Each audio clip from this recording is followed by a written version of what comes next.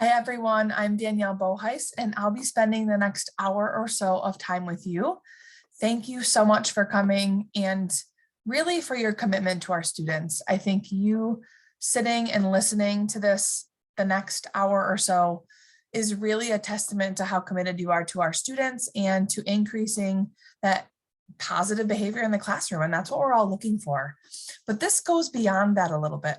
We're going to focus our time learning some strategies that are going to be most helpful in understanding your students so that you know what's making them have the behaviors that they're having and focusing less on that negative behavior and more on that positive behavior so that you can do your job, which is to teach, right? And to bring students together and to make them feel really connected. So that's what we're going to be spending our time on today.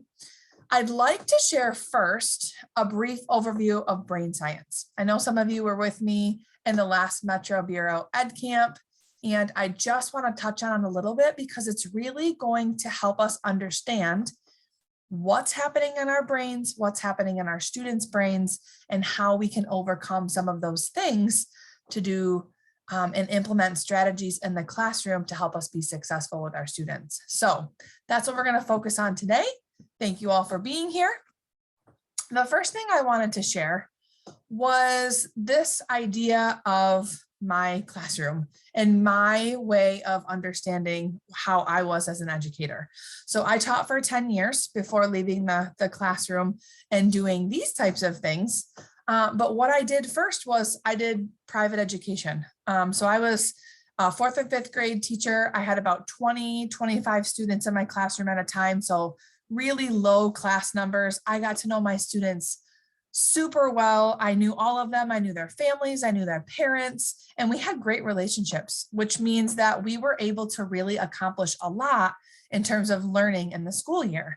And I was really successful at that. I loved it. I loved the opportunity to get to know my students deeper. And I had always been really passionate about building relationships.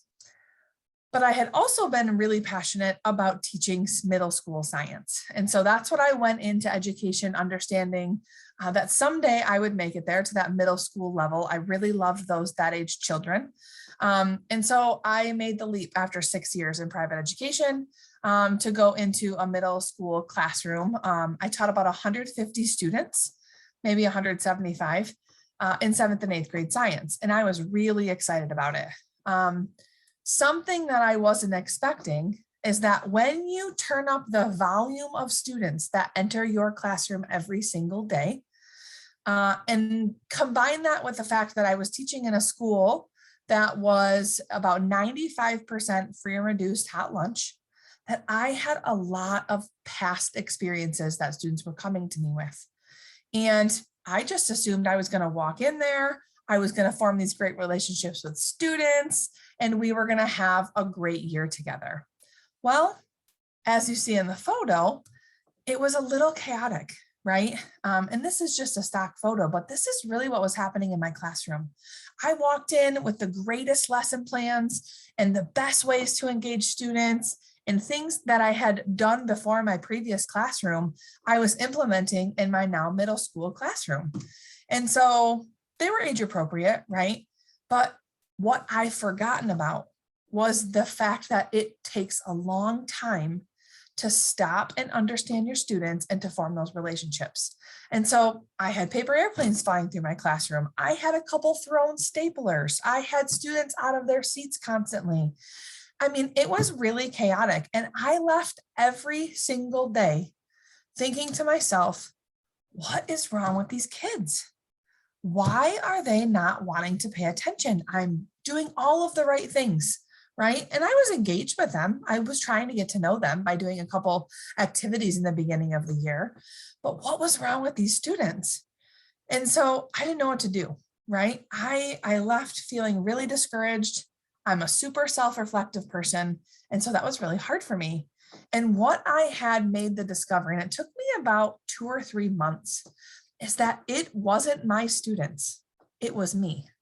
It was my expectations. It was the way that I was approaching things and the way that I wasn't connecting with them on a very get to know you deep basis. And so when I understood that it took a little bit more effort on my end and a change in perspective, we started making some headway.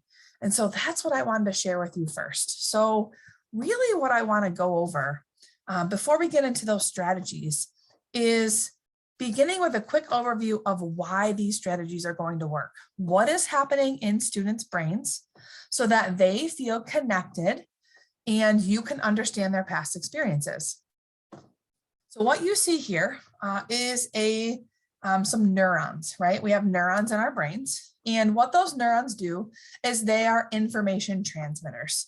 And so when we think about that, we understand that they send those electrical impulses through your brain. And these impulses, as they go through and connect, create neural pathways. And those neural pathways send different signals to your brain and then out into your body.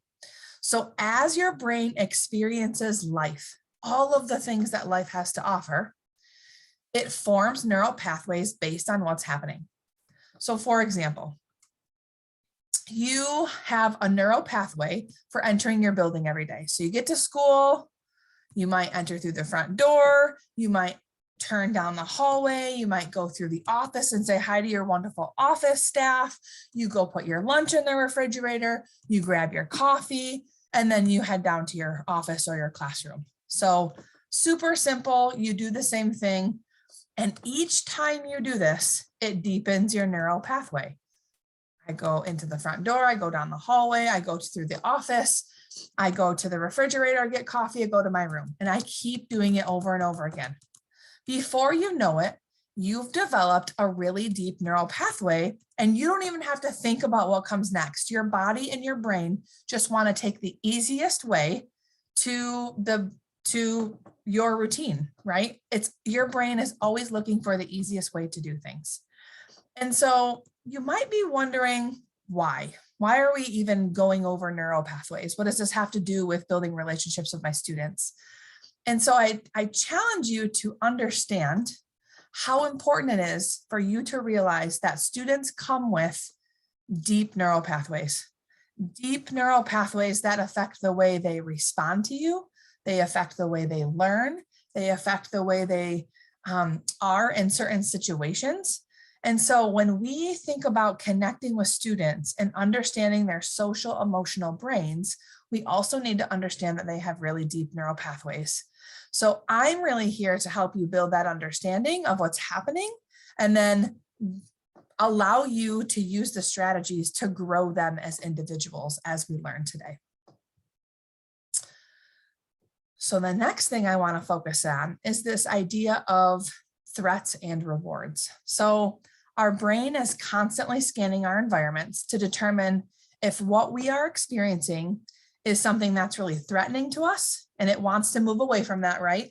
It's going to do what it can to get away from that as quickly as possible, or if something is rewarding to us, right? And we want more of those things.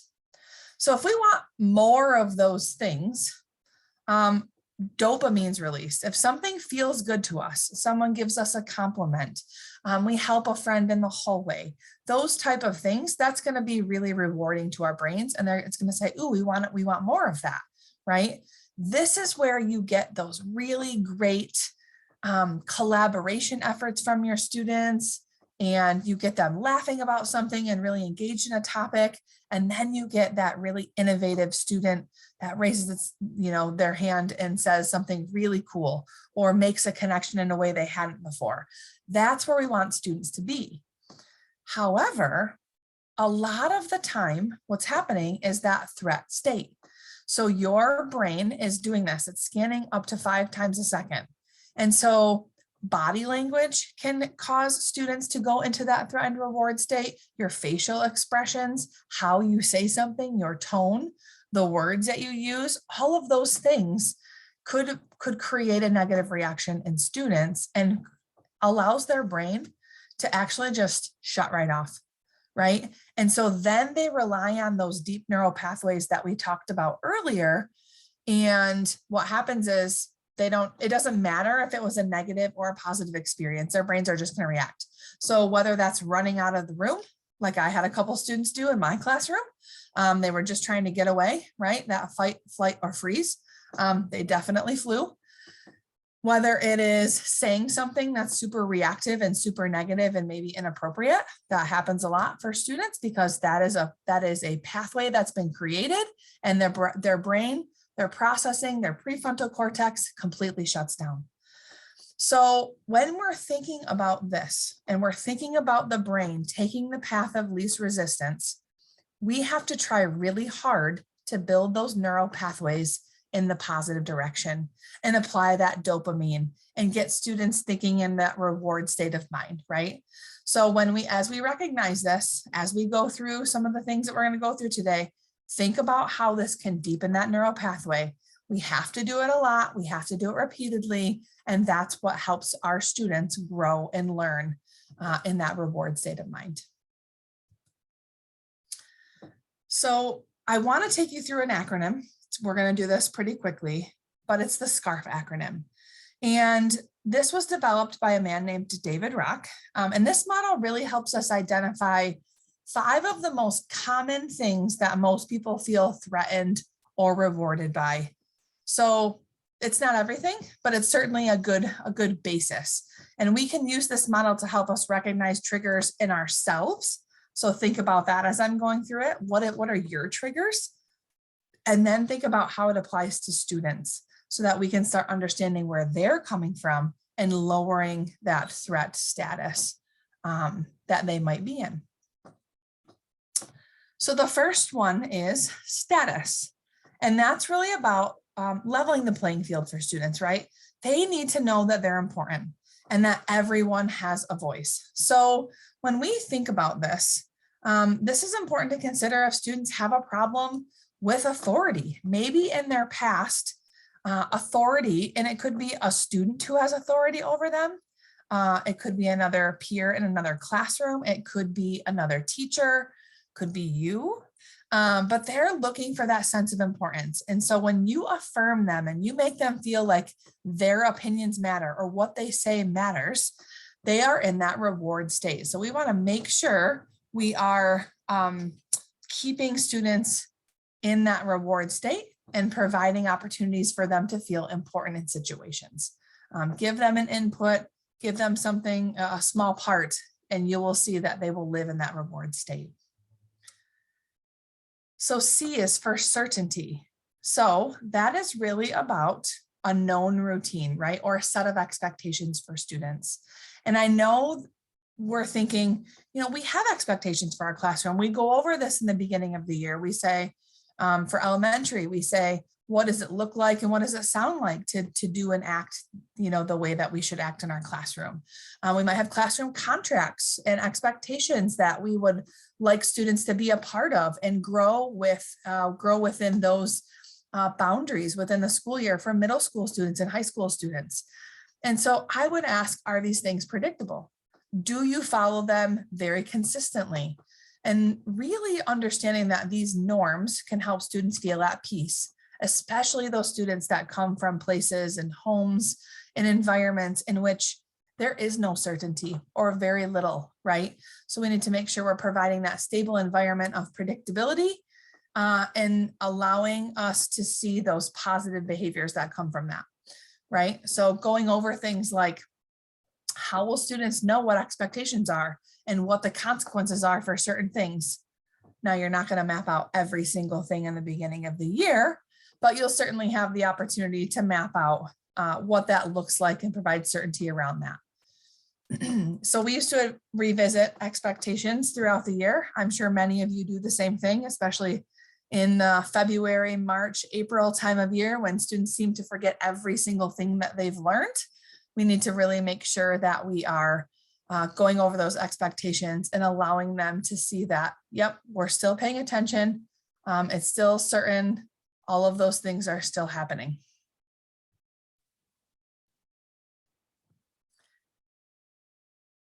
The next letter in the SCARF acronym is autonomy.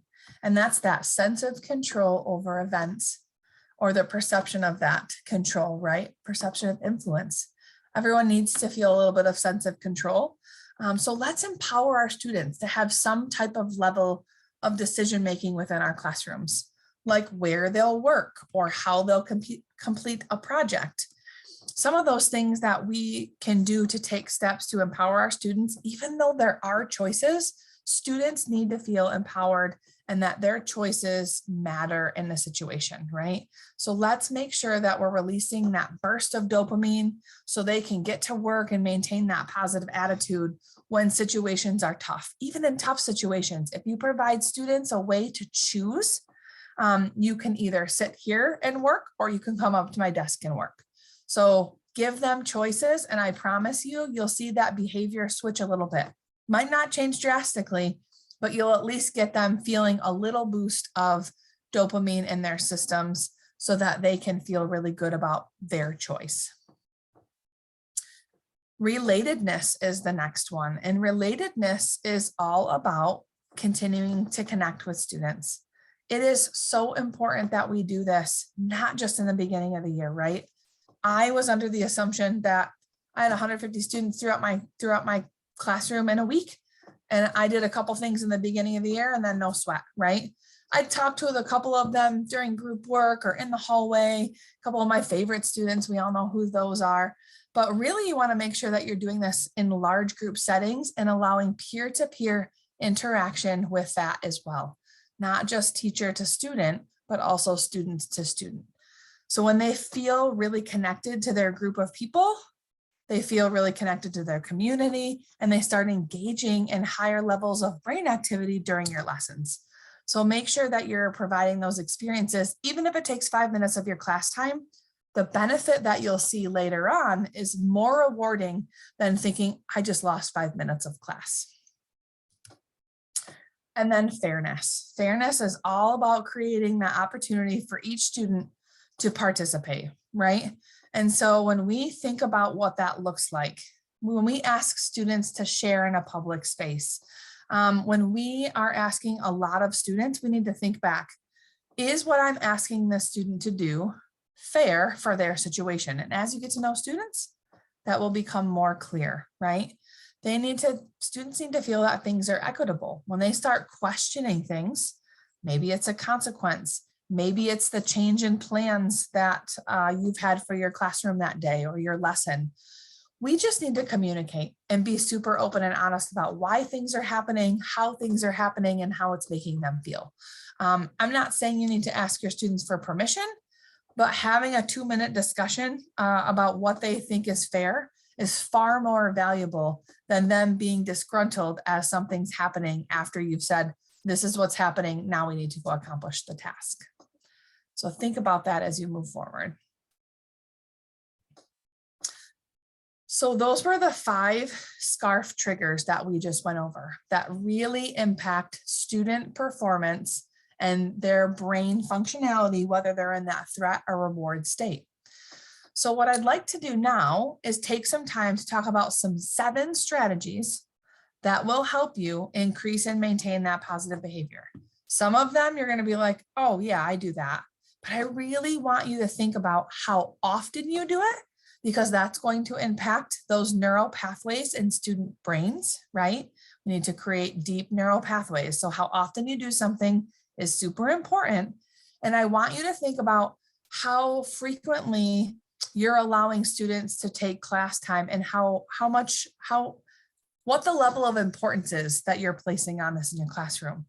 Because I think as the year goes on, it's so easy for us, myself included, to get really wrapped up in standards and focusing on all the things that matter in terms of outcome, but we're not thinking socially, emotionally about those students' development either. So let's think about that. So the first thing I wanted to talk about is all about sharing. A lot of us are great at this. Some of us aren't. It can be really difficult to share about yourselves in really authentic ways, especially if you've had negative interactions with students. And they don't always make it easy, right? We're not always, they're not always the biggest fans of ourselves, right? As teachers, we have to not be the friend, we need to be the educator. And so sharing about yourself is a great way to increase that reward, that dopamine status, because you start to build that relationship and that trust. And that's what's really going to allow you to get down to their level, especially when you think about what you're sharing, right?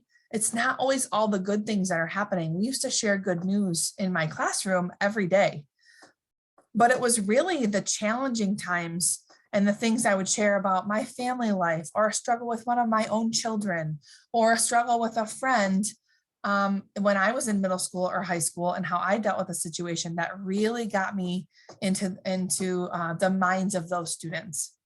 So this is a tool called UMAP. A little shameless plug here. This is something I wish I would have had when I was a teacher.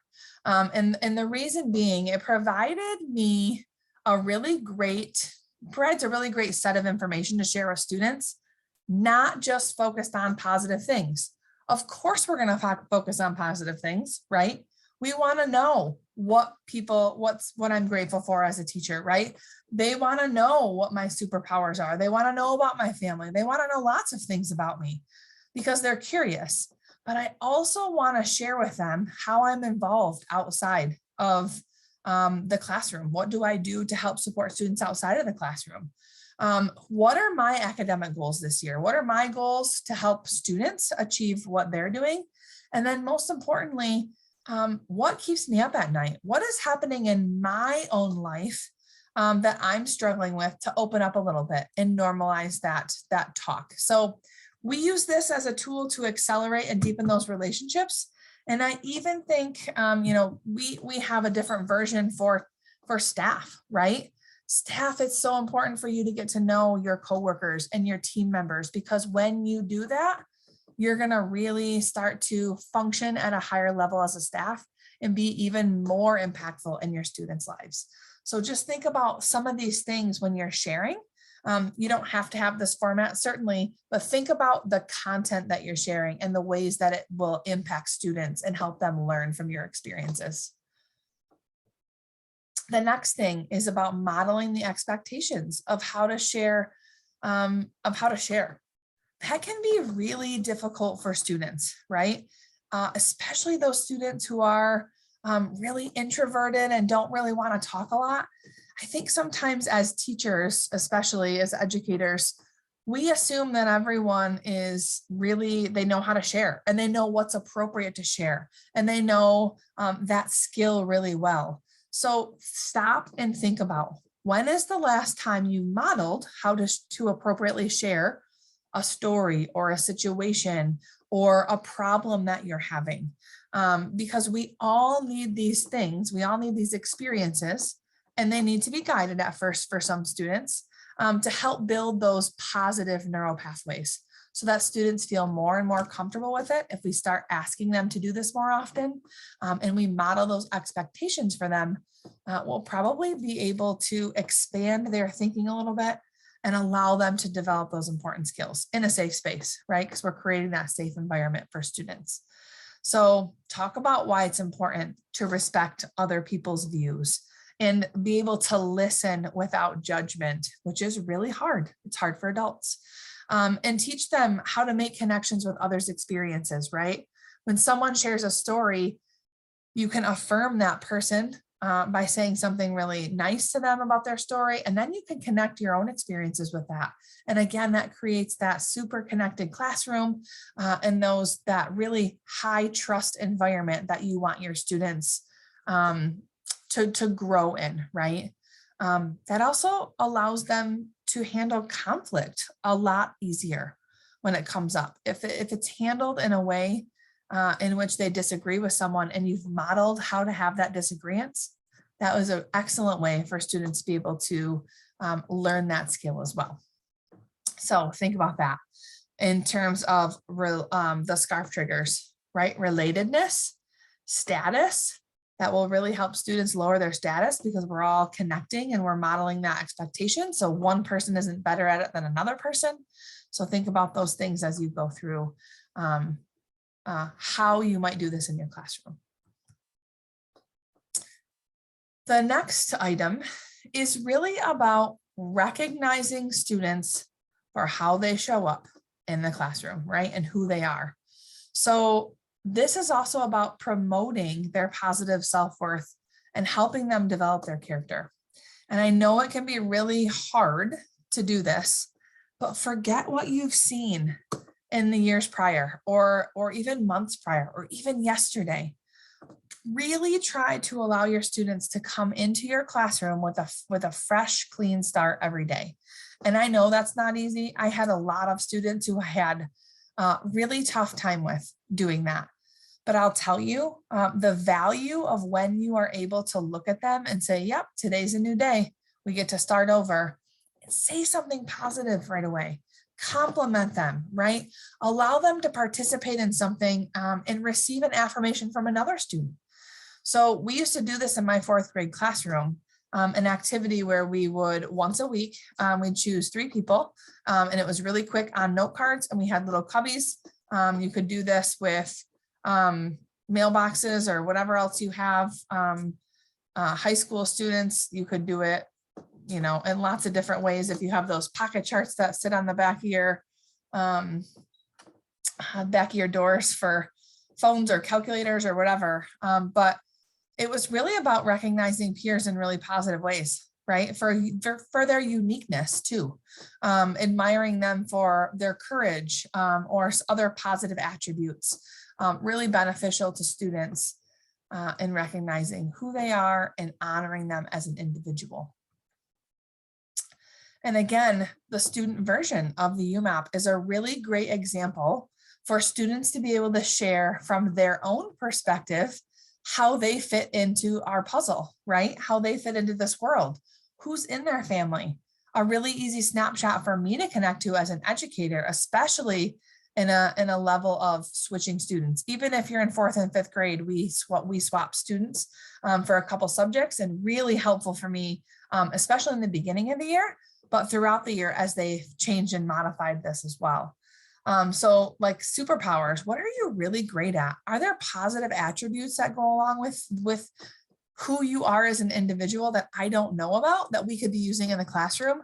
Super, super creative way to get students involved with one another. And then, yeah, how do you see yourself in terms of a learner, right? How do we go through things? What are you grateful for? You know, what are you most excited about this year? Allow them different ways to express their individuality and find commonalities between your students. You know, if students choose to share this information about themselves in small group settings or whole group settings, it can be really powerful for you to take 5 minutes a day, especially in the beginning of the year, to go through and share something about it and connect with another individual. And it can be super simple, be a partner activity, a turn and talk, could be a quick group activity, just to get students connected. The next thing I'd like to talk about is really about normalizing how to ask for help. And I think that COVID has done us a favor in terms of allowing us to be more free about talking about mental health and things that we need. But we need to be a lot better about making sure that students know that this is a safe place to share. And it doesn't have to be about deep, dark secrets. It just could be about what's going on in your head, or I couldn't fall asleep last night because of this, or, you know, that shot at the basketball game, I don't know what I was thinking. And kids are talking about that and reflecting on that. That is healthy mental behavior.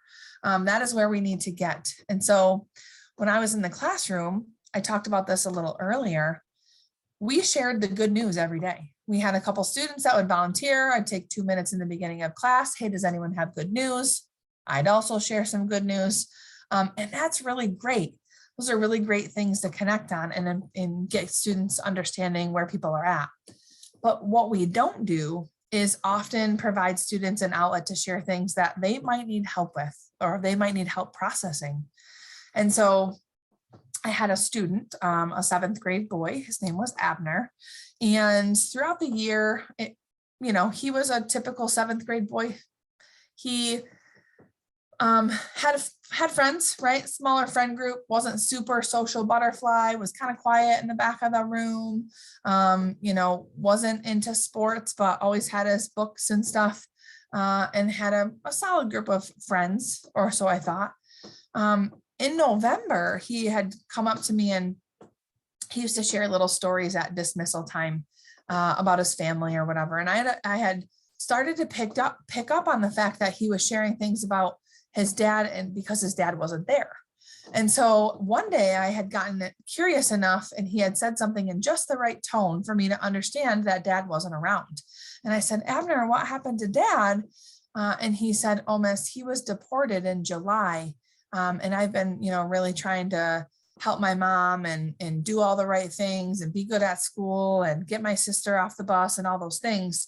And my heart just stopped, right? Like it skipped a beat for a second, because I never provided Abner the opportunity to share things and ask for help in ways that he needed help. What if he wasn't really a quiet student? What if he wanted to raise his hand and he didn't know how? All of those thoughts were going through my head. And so what you see here is this information that we ask students to share with us. What's keeping you up at night? What's impacting your ability to be your best? And sometimes that is things like Abner just shared. And sometimes it's really silly things that we might think are silly, but really are impacting students in a negative way. And it takes one conversation to turn that around, or one trusting adult to help them. And so I ask you to provide that opportunity for students. And there's lots of ways you can do it. There's an activity that we used to do in middle school, and it was called Dear Mrs. or Dear Mr. or Dear Miss, whatever. But mine was Dear Mrs. Bouwhuis, I need you to know. And so I'd ask the students to write a letter. They did it on a piece of paper. I folded it up. I kept them. And then I never looked at them again, right? I would learn one thing in the beginning of the year, and that would be it. And I think the benefit to having the opportunity to share with students in this way from UMAP is really, we take this information and we aggregate it into a report that's really useful for teachers at the classroom level, right? We'd be able to see this information at a classroom level to say, hey, 9 of my students are dealing with family stress right now. How can I help that? Are there any connections that I can make? Maybe you can share this with your social worker, right? They could have a view at this. Physical health is something that a lot of students have worried about over the last few years. And it doesn't have to be their own physical health. It could be physical health of a parent or a grandparent or a sibling. But allowing them an avenue to express their concerns is going to be really beneficial for their social emotional health, and building those neural pathways to get them to open up and talk about things instead of holding that in. So please, please, please normalize that way of connecting with students as well. Positive things are always really great, but we also need to allow them space to be human, like many of us are. So practicing positive self-talk, difficult task for most people, right? Really difficult to get over when most of us adults have a really negative way of talking to ourselves. And I don't think that's intentional. I think that's just the way that things have gone in the past. And so providing the ability and the practice for them to see you doing that, whether a student calls me out in class and says, hey, Mrs. Bouwhuis, you wrote the wrong number on the board. And I'll be like, oh, shoot. You know what I was thinking? I was thinking, I was thinking about this. My mind was on something else, whatever that is. And then saying, oh, I just messed up. Shoot, I'm going to go back and reframe my mind in a positive way. Showing that to students and the practice of what it takes to turn that thought into a positive is going to be really impactful for them. So I used to do that quite often. They could see how I was reframing my own self-talk and applying that thinking. I used to ask them to apply that thinking to something they were thinking about themselves, whether or not they got a bad grade on a test or on some homework, or they don't understand something that we're going over in class, or the group work is really hard. This person is difficult to work with. Turning all of those things into a positive can really help them understand that that's a normal thing, and that we need to make sure that we're addressing that and flipping that negative feeling into something positive. So when they're feeling nervous, they can say, I believe in myself and I can do this. If they have to do a report in front of the class, there are some really easy ways to make that a part of your classroom routine. They can write down an activity that I used to love to do is asking students to write down one positive thing that they've done or are proud of that day. And we used to do it at the end of the day. So it was super simple for us to reflect on that day, right? It has to be something super present, right? Instant gratification. Did they say something nice to someone? Did they do something nice for someone? Did they think twice before they said something out loud, right? Teaching that, reaction and keeping that in the reward state, right? Did they actually study for the tests that they had? Did they do some reading for just enjoyment, not just for school? So I had them do this in a notebook. This was years ago before everyone had access to all the technology that they do now, but thinking about having them do this on a Google Doc or could be in the back of a notebook, and then continuing this all year. It takes 2 minutes a day. And when you think about that and you think about the list that they will aggregate as they go on, you could start now and still have, 80 something days or maybe 70 something days, 60 something days left. And as they read that, it fills their bucket one thing at a time. It gives them that little dose of dopamine to continue and have a record of all the wonderful things they've been able to accomplish, even on really hard days. So just a really great idea and strategy for you to bring back to your classroom. The next is about creating that sense of belonging. And I think this is probably the most important thing we do as educators, is bringing students together, getting them to trust in the fact that we believe in them, we want them to do well, we want them to achieve, and recognizing their sense of importance in our community. How do they fit? Where do they fit in our puzzle? And why is that so valuable? So get your students involved, and getting them involved with different people in the room. It's really easy for us to continue to assign groups of people, right? Groups of students. We love to let students choose their groups, but sometimes that ends in, hurt feelings or always being with friends. When I was in middle school teaching, I went to this training, and it was really all about how to get your students engaged in working with different groups of individuals. And there was a whole book of different ways that we practice getting into groups and doing it very quickly and very effectively. And so we switched teams regularly. We developed expectations as a team. We had team norms. They had a job or something assigned to their role for where they sat.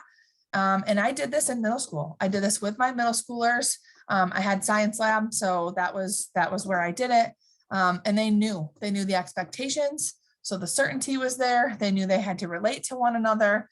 They knew they were all important in this. And if someone didn't participate, it didn't work. So it really hit all of the SCARF triggers.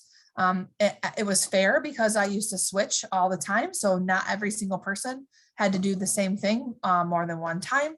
So seriously, threat status was really down. And when I implemented these changes, I started seeing the ability to connect and innovate and create and collaborate in my classroom at a higher level than any other time, any other training that I did. So look it up. I think it was Kagan Institute. It was fantastic. Certainly not an easy task, but you could start very small and do one thing to change that energy that you put into that classroom. And the last thing is all about applying empathy. And I think, again, it's very easy for us to do that when we know a student situation.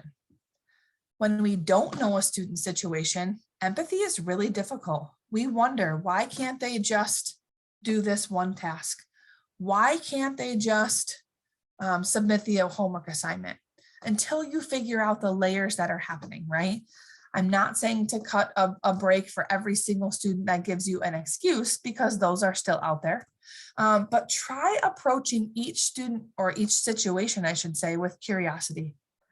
Ask students what might be going on. Help them address the behavior, because every behavior is a need, right? Students are crying out for help in different ways. And a lot of times, myself included, we see a behavior. But what we need to do is think about the situation and then look at the need that behavior is telling us that student has. And so we need to make sure that we are sometimes seeing the purpose for that behavior and how that need is unmet. Is a student looking for attention?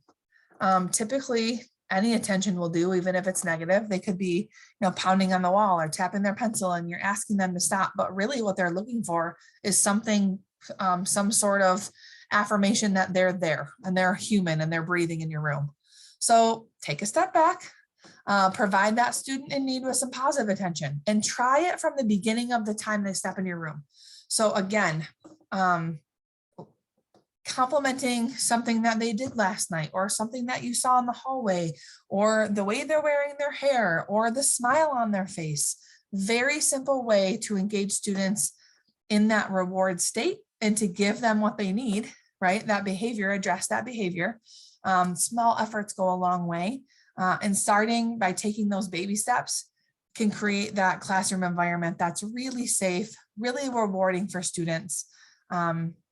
And a great place for you to be as an educator as you look at students and situations in a different way. So the last thing that I want to talk about is just really be human, right? As humans, we want to be moving toward that reward all the time. Students don't want to come into your classroom and have negative behaviors. They don't want to. So we need to work really hard and provide consistent experiences that will build those neural pathways. 2 minutes a day, 5 minutes a week, whatever it is, start doing it consistently. And that will help them come to us in that positive state, knowing what to expect, connecting with us and others, able to ask for help, right? Normalizing that asking for help. And that all lowers that threat state. And allows room for those positive behaviors to be displayed and recognized and celebrated. We want to celebrate our students, right? So these are the spaces that allow our students to thrive, right? So please, please, please think about everything we talked about today.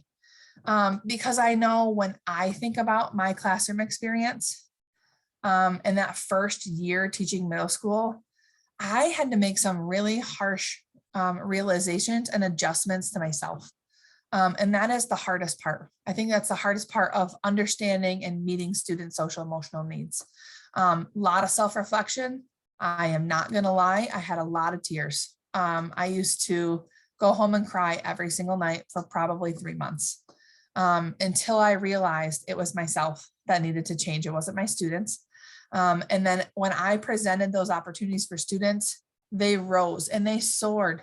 They soared in my classroom. Some of them I got to do work that had never worked in a classroom setting. They always had to be removed from my mainstream classroom. And I was getting them to work. Not perfect. Kids were not angels, right? They were not always having positive behavior. There were lots of meltdowns still, but there were fewer meltdowns and there was more positive behavior and more learning in my classroom than had ever been done in the last probably 6 or 7 years of teachers inside my classroom. So it was honestly the best lesson of my entire teaching career. And I wouldn't even say just teaching, but just in general, how to treat humans. And that can go for your coworkers, that can go for your staff, that can go for anyone you're having a really difficult time dealing with in life. So please apply this thinking to everything, because it really does matter. It really does matter in how people perceive you. So one thing I'd like you to think about is after today, after hearing about neural pathways and the SCARF triggers and some of the ways that we want to connect with our students socially, emotionally, what do you want to start doing? What should you stop doing? And what should you continue to do to create a connected classroom and build an environment for positive behavior? So what should you start doing? What should you stop doing? And what should you continue doing? Start, stop, continue. And those things will give you the ability to take what you've learned here today and apply it to your classroom right away.